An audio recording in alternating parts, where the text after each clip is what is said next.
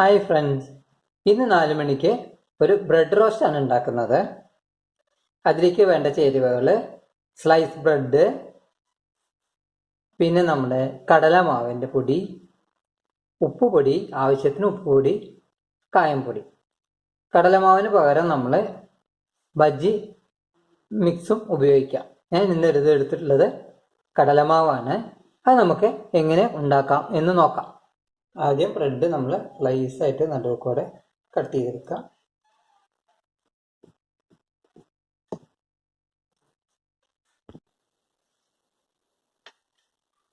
ഇനി നമ്മൾ സ്ലൈസ് ആക്കുക.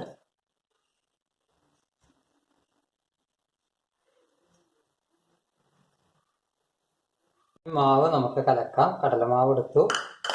ഇത് നമ്മൾ ആവശ്യത്തിന് ഉപ്പെടുത്തു. പിന്നെ ഒരു നുള്ള് കായപ്പൊടി, പിന്നെ നേരത്തെ പറയാൻ വിട്ടുപോയി മുളക് പൊടി, ഒരു അര ടീസ്പൂൺ മുളക് പൊടി. ഇത് നന്നായിട്ട് മിക്സ് ചെയ്യുക.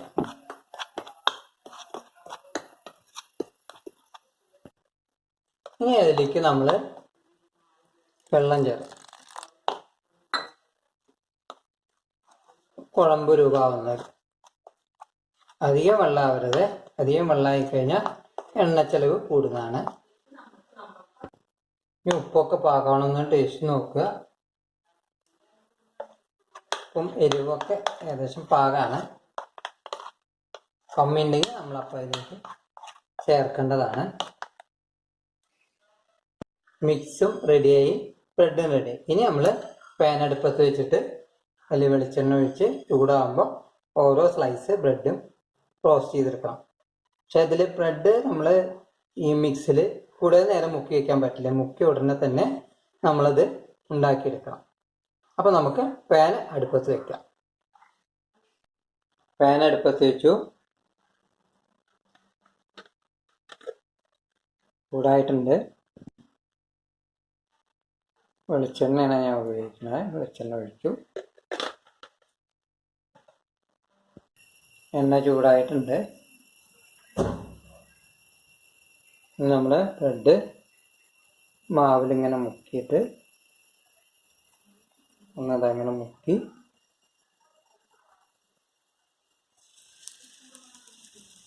എണ്ണയിലേക്ക് വയ്ക്കും. നമുക്ക് വേഗം ഉണ്ടാക്കിയെടുക്കാവുന്നതാണ്. ഒരു 4 മണി പലഹാരമാണ്.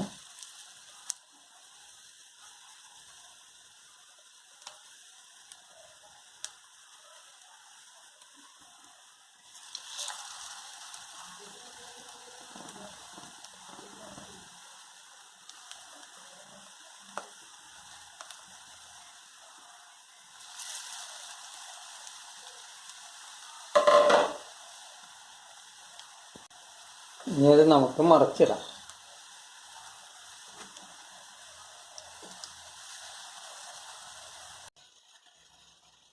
മറിച്ചിട്ടു.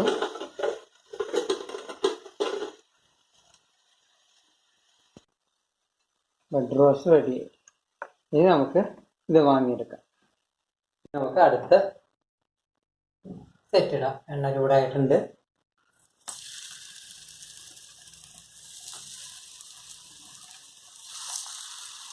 ഇങ്ങനെ നമ്മൾ ബാക്കിയുള്ള മാവും കൊണ്ട് മുഴുവനും ഉണ്ടാക്കിയെടുക്കാം.